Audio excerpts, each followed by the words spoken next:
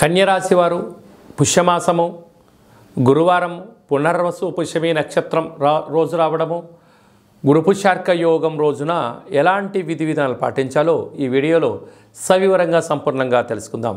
కన్యరాశిలో ఏ నక్షత్రాలు వస్తాయనగా ఉత్తరా నక్షత్రంలోని 2, 3, 4 పాదాలు, హస్తా నక్షత్రంలోని 4 పాదాలు, చిత్తా నక్షత్రంలోని 1, 2 పాదములు కలిపితే కన్యరాశి. అలాగే చాలామందికి పుట్టినటువంటి కాల సమయంలో డేట్ ఆఫ్ బర్త్లో లేనటువంటి ఏకైక కారణం చేత పేరు యొక్క మొదటి అక్షరాన్ని అనుసరిస్తూ ఆ రాశిని తెలుసుకునే ప్రయత్నం అవుతుంది. అవి ఏ అక్షరాలు సరి పరిశీలన చేద్దాం. టో, పా, పి, పు, ష, అణ, ఠ, పే, పో అక్షరాల వారందరూ కూడా కన్యరాశి జాతకులే. కన్యరాశి యొక్క అధిపతి బుధుడు. వీరికి సంపూర్ణంగా ఈ యొక్క పుష్యమాసంలో గురువారం రోజు పునర్వసు పుష్యమి నక్షత్రం రావడం వలన అద్భుతమైనటువంటి వ్యాపార సామ్రాజ్యంలో, వృత్తులలో, ఉద్యోగాల్లో, స్వయం వృత్తుల వారికి, సేవారంగాల వారికి ఇంకనూ ఆధ్యాత్మిక శక్తి కలగాలి అన్నట్లయితే ఒక పసుపు రంగు క్లాత్ కానీ, లేకుంటే నీలం రంగు క్లాత్ కానీ, లేకుంటే ఆకుపచ్చ రంగు క్లాత్ కానీ దాంట్లో శనగపప్పును అలాగనే పెసలను కలిపి మూటకట్టి మీ మనసులో ఉండబడిన కోరికలను రాసి తెల్ల జిల్లెడి యొక్క వృక్షాన్ని దగ్గర ముడుపును సమర్పించడం వలన మీకు బుద్ధి జ్ఞానం కలిగి, గురు యోగ్యత శక్తి కలిగి మీకు అద్భుతమైన ఐశ్వర్యం మీ సొంతమవుతుంది. కుదరలేదు బ్రాహ్మణుడికి దానం ఇవ్వండి, శివుడికి రుద్రాభిషేకం చేసి గోమాతకు సమర్పించండి. అలాగనే మీరు ఏదైతే ఆటంకాలు అనుకుంటున్నారో ఈ అష్టమ తిథి యందున, ఈ పూర్ణిమ తిథి యందున ఈ నరదృష్టి నివారణ కాళభైరవ స్వామిని స్మరించినా ధ్యానించినా మీకు ఉండబడిన నరదృష్టి సంపూర్ణంగా తొలగిపోయి ఐశ్వర్యానికి, ఆనందానికి స్వాగతం పలుకుతారని చెప్పి గమనించాలి. రాశిలోని కేతు సంచార స్థితి ఉండడం వల్ల చిన్న చిన్న విషయాలకు ఆందోళన తగదు. దూరపు చూపుతో, బ్రహ్మజ్ఞానంతో మంచి పనులకు పునాది వేయండి. మంచి ఉజ్వలమైనటువంటి ఐశ్వర్యానికి స్వాగతం పలుకుతారు. తృతీయంలో శుక్ర సంచార స్థితి ఉండడం వలన తల్లిదండ్రులతో, అన్నదమ్ములతో, అక్కాచెల్లెలతో ప్రేమపూర్వకమైన వాతావరణంగా ఉండగలిగితే యోగం, అదృష్టం మీ సొంతం. అర్ధాష్టమ కుజుడు, అర్ధాష్టమ బుధుడు కారణం వలన, కుజదోష ప్రభావం కారణం వలన మీ జన్మ నక్షత్రం రోజున అష్టమి పూర్ణిమ తిథి యందున దూరావాయు జల ప్రయాణాలు పెట్టుకోకపోవడం ఉత్తమోత్తంగా భావించాలి. సంతాన స్థానంలో రవి సంచార స్థితి ఉండడం వలన నూతనంగా వివాహమైన వారికి సంతాన యోగం, పిల్లల యొక్క చదువులు, పిల్లల అభివృద్ధిలో ఉన్నతమైన స్థాయికి ఎదగడానికి మంచి అవకాశాలు ఉన్నాయి.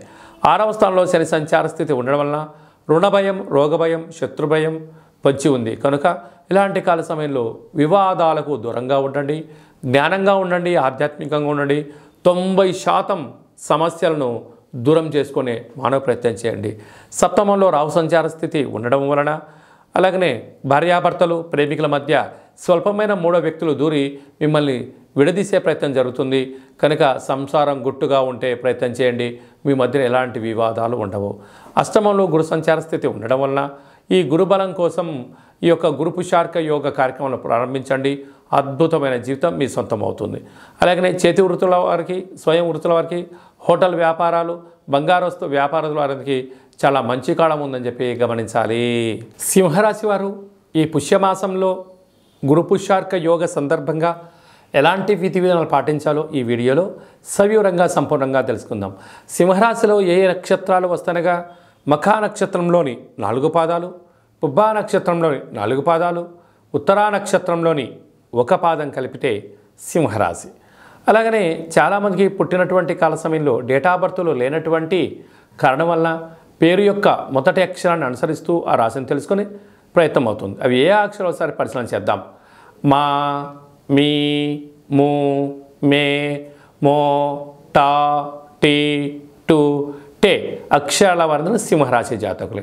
సింహరాశి యొక్క అధిపతి రవి కనుక ఈ పుష్యమాసంలో గురువారం రోజున పునర్వసు నక్షత్రము, పుష్యమి నక్షత్ర సందర్భంగా తెల్ల జిల్లెడి యొక్క వృక్షం దగ్గర ప్రదక్షిణ చేయడము, 6 దీపాలు పెట్టడము, ఎరుపు రంగు క్లాతులో గోధుమలను అలాగనే మీ శక్తానుసారంగా ఏదైనా కూడా నవధాన్యాలను కలిపి మీ మనసులో ఏదైతే కోరిక ఉంటుందో రాసి అందులో ఈ తెల్ల జిల్లెడి వృక్షం మొదలకు కట్టగలిగినట్లయితే మీకు సంపూర్ణ ఆరోగ్య పరిస్థితి, మానసికమైన ఒత్తిడికి దూరం అవడం, మీరు ఏదైతే అనుకుంటారో దాని విజయం సాధిస్తారు. అలా కుదరలేదు బ్రాహ్మణుడికి దానం ఇవ్వండి, అలా కుదరలేదు పక్షులకు చల్లండి, అలా కుదరలేదు శివుడికి రుద్రాభిషేకం చేసి ఈ యొక్క ధాన్యాన్ని తీసుకుని వెళ్ళి గోమాతకు సమర్పించినట్లయితే మీకు రవి పుష్యార్క యోగము కలుగుతుందని చెప్పి గమనించాలి.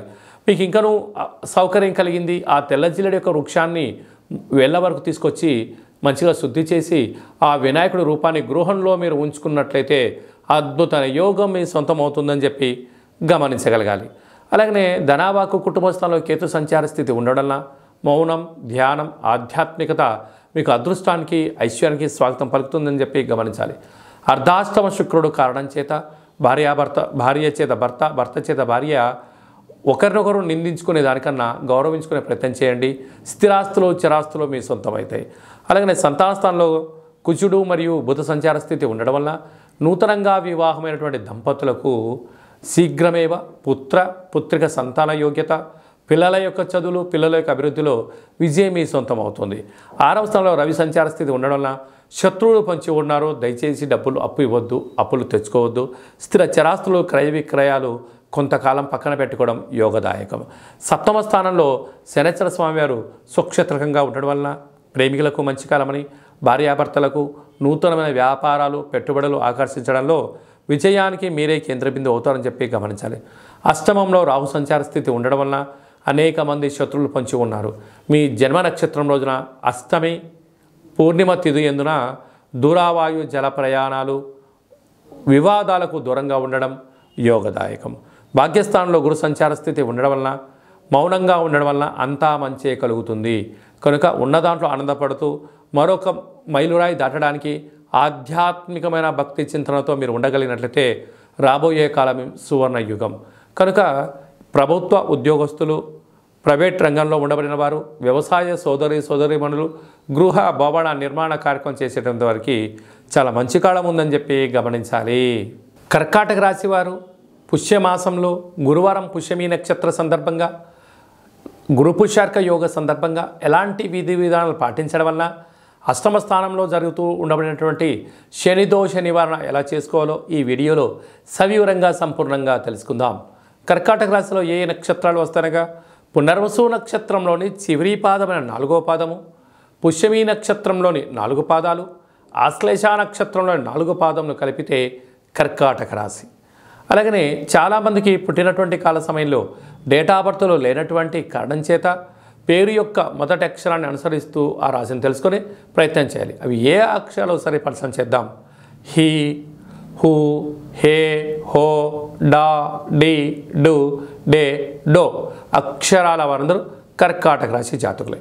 కర్కాటక రాశి యొక్క అధిపతి చంద్రుడు.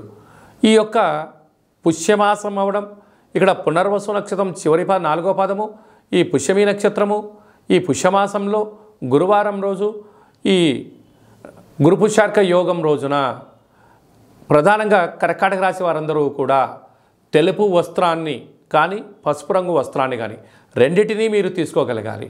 ఇంకొంచెం శక్తి కలిగింది ఒక నీలం రంగు క్లాతు, తెలుపు దాంట్లోనేమో బియ్యాన్ని, పసుపు రంగులేమో శనగపప్పును, ఈ యొక్క నీలం రంగు కానీ నలుపు రంగు దాంట్లో తెల్లటి నువ్వులను మూడింటిని మూటకట్టి తెల్ల జిల్లడి యొక్క వృక్షానికి మీ యొక్క ముడుపును సమర్పించుకొని ఒక 27 ప్రదక్షిణలు చేసి మీరు 3 రోజులు వరుసగా దీపం పెట్టినట్లయితే ఈ అష్టమ స్థానం యొక్క శని దోషమంతను కూడా ఆ యొక్క తెల్ల జిల్లడి యొక్క వృక్షం స్వీకరింపజేసి నూతనమైనటువంటి ఉజ్వలమైనటువంటి బంగారు భవిష్యత్తుకు ఆయుష్ను, ఆరోగ్యాన్ని, ఆనందాన్ని పంచిపెట్టేటువంటి అవకాశాలను మీకు భగవంతుడు కలిగిస్తాడు అని చెప్పి గుర్తుపెట్టుకోగలగాలి. అలాగనే వీరికి తృతీయంలో కేతు సంచార స్థితి ఉండడం వలన స్వతహాగా తెలాలి, ఎదుటి వ్యక్తులు చెప్తే వినాలి. కనీసం తల్లిదండ్రుల మాట వినగలిగితే మీకు మంచి కాలం ఉందని చెప్పి గమనించాలి. అలాగనే పంచమ స్థానంలో శుక్ర సంచార స్థితి ఉండడం వలన తల్లిదండ్రులు ఆందోళన పడుతూ ఉంటారు. మా అబ్బాయికి కానీ మా అమ్మాయికి కానీ వివాహం కావడం లేదు, పిల్లల యొక్క చదువులు, పిల్లల యొక్క అభివృద్ధిలో కొన్ని ఆటంకాలు కలుగుతూ ఉంటాయి అని. ఈ యొక్క విధి విధానాన్ని పాటించగలిగినట్లయితే కలత్రత దోషం తొలగిపోయి సంతానానికి మంచి కలుగుతుందని చెప్పి గమనించాలి. 6వ స్థానంలో కుజుడు బుధ సంచార స్థితి ఉండడం వల్ల భూములు, వాహనాలు, క్రయ విక్రయాలు, సొంత గృహ భవన నిర్మాణ కార్యక్రమాల్లో మంచి కాలం ఉందని చెప్పి గమనించాలి.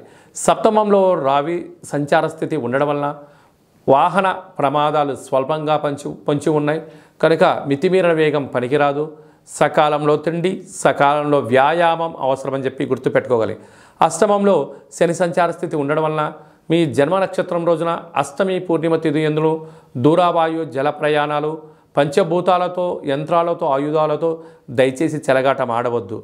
భాగ్యస్థానంలో రాహు సంచార స్థితి ఉండడం వలన భార్యాభర్తలు ఒకరికొకరు ప్రేమానురాగాలుగా పంచుకోండి. అభిప్రాయాల్ని పంచుకోగలిగినట్లయితే ఉన్నతమైన భవిష్యత్తు మీదని చెప్పి గమనించాలి. రాజ్యస్థానంలో గురువు ఉండడం వలన గృహాల్లో, ఉద్యోగాల్లో మార్పు, ప్రమోషన్స్, ఉద్యోగం లేని వారికి ఉద్యోగం వచ్చే అవకాశాలు చాలా అధికంగా ఉన్నాయి. అలాగే జల సంబంధమైన వ్యాపారాలు, వ్యవసాయ సోదరీమణులకు, హోటల్ వ్యాపారాలు, స్వర్ణకారిత వ్యాపార కార్యక్రమాలు వారందరికీ కూడా కొద్దిపాటు ఓపికగా భగవంతుడు దగ్గర ఉండడం వలన బాధలు తొలగిపోయి అదృష్టానికి స్వాగతం పలుకుతారని చెప్పి గమనించాలి.